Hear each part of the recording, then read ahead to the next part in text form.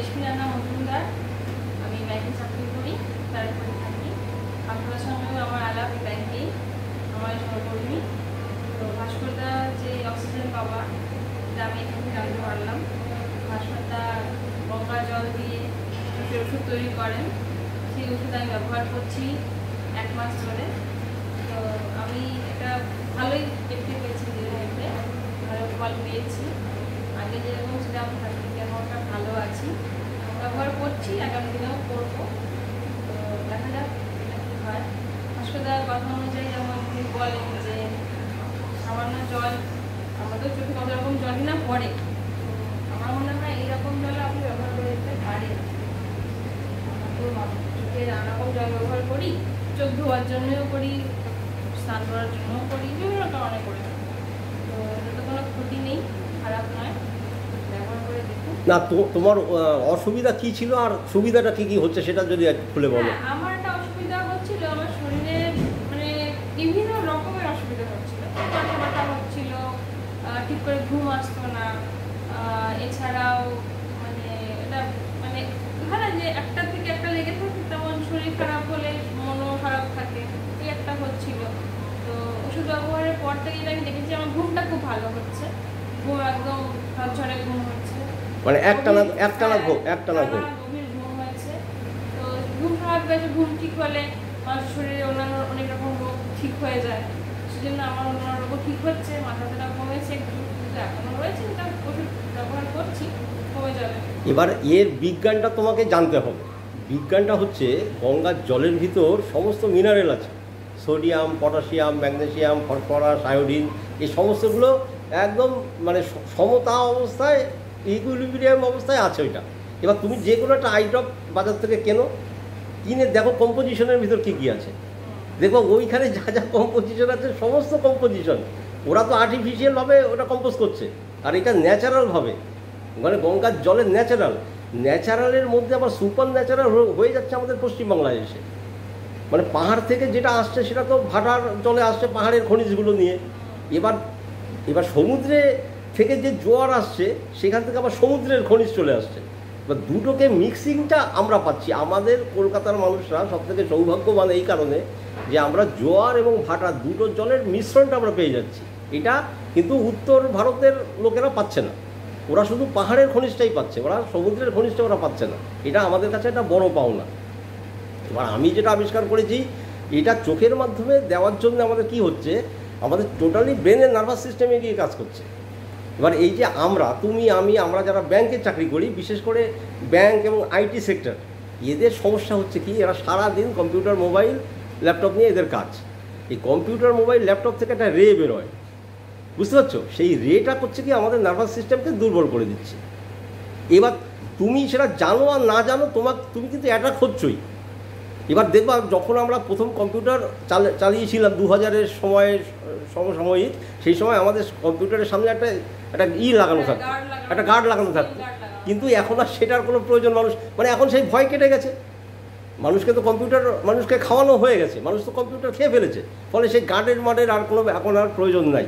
এখন আমরা মানে গো গ্রাসে কম্পিউটার থেকে সেই রেগুলোকে আমরা গিলছি বলেই আমাদের নার্ভাস সিস্টেম দিনকে দিন নিস্তেজ হয়ে যাচ্ছে। আর যখনই নিস্তেজ হচ্ছে তখনই আমাদের সেই সমস্যাগুলো আসছে। এবার সেই কম্পোজিশন, এই গঙ্গার জলে যে কম্পোজিশন আমি পেয়েছি সেটা, কারণ আমি যদি ব্যাংকে চাকরি না করতাম তাহলে কিন্তু আমি এই সমস্যায় ভুগতাম না। আমি আমার উপরে অ্যাপ্লাই করেছি। তোমরা একটা কথা মনে রাখো যে মরণোত্তর দেহদান বলে একটা কথা শুনেছো, মানুষ মারা যাওয়ার পরে তার দেহটাকে দান করে। এবার সেই দেহটাকে দান করে কি হয়, দেহটার মানে মাংসটাকে তো পচিয়ে ফেলা হয়, তারপরে হাড়টা থাকে, এই হাড়টাকে নিয়ে অ্যানাটমি ডিপার্টমেন্টে যায়, ওরা অ্যানালিসিস করে। মাংস আর সেল কিন্তু ওরা পায় না, সেটা তো নষ্ট হয়ে যায়, শুধু অ্যানাটমি ওই হাড়গুলো নিয়ে কাজ করে। মরণোত্তর দেহদান। আর আমি ভাস্কর বিশ্বাস, আমি অক্সিজেন বাবা, আমার এই দেহদান কিন্তু মরণোত্তর, কারণ 11 সালে আমি মারা গেছিলাম। এবার সমাজ বলো, সভ্যতা বলো আর বিজ্ঞান বলো, তাদের বড় পাওনা হচ্ছে আমার মাংস, আমার সেল তারা পাচ্ছে, বুঝতে পারছো? আমি আমার শরীরের উপর সমস্ত এক্সপেরিমেন্ট করছি। আমি যদি ওই হাড় হয়ে যে কোনো একটা বড় হসপিটালে থাকতাম তাহলে কিন্তু আমার সেলটা তারা পেত না। বা আমার নার্ভাস সিস্টেম তারা পেতো না, তারা শুধু আমার অ্যানাটমি, আমার হাড়গুলো পেতো। কিন্তু জগতের কাছে আমি একটা বিষয়, মানে কি বলবো এটাকে, মানে আশ্চর্য বিষয় যে আমি মারা যাওয়ার পরেও আমি জীবিত অবস্থায় আমি আমার দেহের উপর একটার পর একটা রিসার্চ করে যাচ্ছি, এবং আমি আমার থেকে যা ফল পাচ্ছি সেই ফলটা তোমাদেরকে, জগৎকে আমি দেওয়ার সুযোগ পাচ্ছি। এবার এইটাই দেখো হনুমানের কনসেপ্টের মধ্যে আছে। হনুমান কি করতো, সীতাকে নিজে আগে আম খেত, আম খাওয়ার পরে সীতাকে আম খাওয়াতো, মানে যে আমটা মিষ্টি সে আমটা খাওয়াতো, যেটা খারাপ সেটা কিন্তু ফেলে দিত। তাহলে আমি সেই হনুমান, আজকে প্রথম আমটা আমি খাচ্ছি, আমি যে আমটাকে মিষ্টি মনে করছি সেই আমটাই কিন্তু তোমাদেরকে দিচ্ছি। এবার তোমরাই হচ্ছে সীতা। তোমরা মানে এখানে নারী পুরুষের ব্যাপার না, কিন্তু এইখানে আমার থেকে যারা পাচ্ছে তারাই হচ্ছে সীতা। হনুমান এখানে পুরুষ, আর এখানে আমার যারা প্রসাদ, আমি যে প্রসাদটা প্রথমে খাওয়ার পরে আমার যে পুজোর প্রসাদ যে মানে তৈরি করছি, এটা তো আমি তো ধর্মের লাইন দিয়ে গেছি। আমি কিন্তু যা কিছু করছি ধর্মের লাইন দিয়ে গেছি, আমি কিন্তু যা কিছু পড়াশোনা করেছি ধর্মের লাইন দিয়ে পড়েছি। কারণ আমি কিন্তু অ্যাকচুয়ালি পড়াশোনা কিন্তু আমার বিকম, আমি কমার্সের ছাত্র। এবার তারপরে বিজ্ঞানের উপর আমার একটা দুর্বলতা ছিল, আর সাহিত্যের উপর দুর্বলতা ছিল। এই বিজ্ঞান, সাহিত্য আর আর বাণিজ্য, এই তিনটে মিলেমিশে একাকার হয়ে গেছে ভাই আমার জীবনে। তারপরে এত দীর্ঘ 32 বছর ব্যাংকে চাকরি করলাম, হাতে কলমে আমি ব্যাংকিংটা শিখলাম। এই জন্যে আমার জিনিসটা মানুষের কাছে প্রচার করতে সুবিধা হচ্ছে। আজকে তুমি দেখো তোমার যে সমস্যা, এই সমস্যার জন্য তুমি যখনই কোনো ডাক্তার কবিরাজের কাছে যাচ্ছ, তোমার তো একের পর এক মানে টাকা পয়সাগুলো তোমার যাচ্ছে, কিন্তু সেইখানে যাওয়ার পরে যদি তোমার উপকার হতো আমি ভাবতাম যে না ঠিক আছে, কিন্তু সেটা তো হচ্ছে না। কারণ আমিও তো তোমার মতো পরিবারেরই একজন, আমারও তো ছেলে মেয়ে, বউ বাচ্চা, মা বাবা, ভাই বোন সবাই আছে। আমি তো এরকম না যে আমি একদম নিঃসঙ্গ। ফলে তোমাদের কষ্ট দেখে আমার সত্যি কষ্ট হয় যে আমি যখন পেয়েছি তোমরা কেন পাবা না। এবার তোমরা বিশ্বাস করছো, তোমরা নিচ্ছ, তোমাদের সত্যি সত্যি ভালো হবে। এই যে তুমি দেখো চশমা পরছো, তোমাকে কিন্তু আমি এখনও বলছি তোমার চশমা আগামী দিনে লাগবে না। এবার সেটা কবে, সেটা হচ্ছে তোমার উপর ডিপেন্ড করবে। সেটা কবে তুমি চশমা খুলবা সেটা নির্ভর করছে তোমার উপরে। তোমার যেদিন মনে হবে যে আমি ভালো হয়ে গেছি, আমার আর চশমার দরকার নেই, এই মনের জোরটা যেদিন আসবে সেদিন তোমার চশমার প্রয়োজন হবে না। আজকে আমার 54 বছর বয়স, দেখো আমি চশমা ব্যবহার করি না, তাই না? অথচ আমি তো সব কাজ করছি, কম্পিউটারের কাজ তো আমি করছি, কিন্তু আমি চশমা ব্যবহার করি না। কেন? আমার চোখ কি খারাপ না? হ্যাঁ, আমার চোখ খারাপ। আমি প্রতিদিন গঙ্গাতে গিয়ে সেই চোখটাকে আমি ঠিক করছি প্রতিদিন। দেখো 2 ধরনের অপারেশন হয়, একটা লেজার, একটা হচ্ছে ফেকো। তো এই যে তোমাকে যে বোতলটা দিয়েছি, লেজার, এই শব্দ দেখো আমাদের ধর্মে একটা কথা বলছে যে শব্দই ব্রহ্ম। এইখানে কিন্তু ব্রহ্ম মানে একটা বিরাট ব্যাপার আর কি। এটাকে বলছে শব্দ, তার মানে শব্দের মধ্যেই সব কিছু লুকানো আছে। তো দেখো এই লেজার আর এই ফেকো, এই দুটোকে নিয়ে আমি রিসার্চ করা শুরু করলাম। তাহলে লেজার মানে কি, লে মানে নাও, আর জার মানে বোতল বা শিশি। তাহলে তোমাদেরকে যেটা দিচ্ছি বাড়িতে বসে চিকিৎসার জন্য লেজার।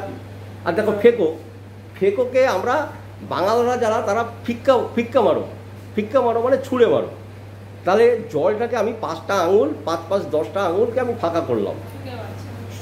এবার এইটা করতে হবে জলে দাঁড়িয়ে, গলা জলে দাঁড়িয়ে 5টা 10টা আঙুলকে আমি ফাঁকা করে আমি অনবরত চোখের মধ্যে ছিটিয়ে দিলাম, মানে ফিক্কা মারলাম। দেখো সেটা ফেকো হয়ে গেল। এবার এই ফেকো যখনই তুমি অপারেশন করতে যাবা, তখনই তোমার নাই করে 70-80 হাজার টাকা খরচা হবে। তাহলে সেটা গঙ্গায় গিয়ে যদি করা যায়, তাহলে বিনে পয়সায় হয়ে যাচ্ছে ব্যাপারটা। তাহলে এইটা আমি ব্যাংকে চাকরি করে বলেই কিন্তু আমি ব্যাপারটা বুঝতে পারলাম, যারা এখানে ফ্রিতে ট্রিটমেন্ট হচ্ছে। কারণ আমার নিজের সেক্টর 5-এ থাকতে হঠাৎ করে একদিন আমি দেখলাম আমি আর দেখতে পাচ্ছি না কিছু। তখন আমি বুঝলাম যে সর্বনাশ। তখন কিন্তু আমি 100টা ডুব দেওয়া শিখিনি বা প্রয়োজন হয়নি। এবার যেদিন আমার ওই রকম অনুভূতি হলো, আমি কিছু দেখতে পাচ্ছি না, কম্পিউটার চালাবো কী করে, এবং সেই পরের দিন আমি 100খানা ডুব দিলাম, টপ 100খানা ডুব দিলাম। ওই আমার ডুব দেওয়া শুরু হলো, 100খানা ডুব দিয়ে আমার চোখ পরিষ্কার হয়ে গেল। হ্যাঁ, তুমি ভালো থাকো, তুমি একদম ভালো হয়ে যাবা। তো ঠিক আছে রেশমি।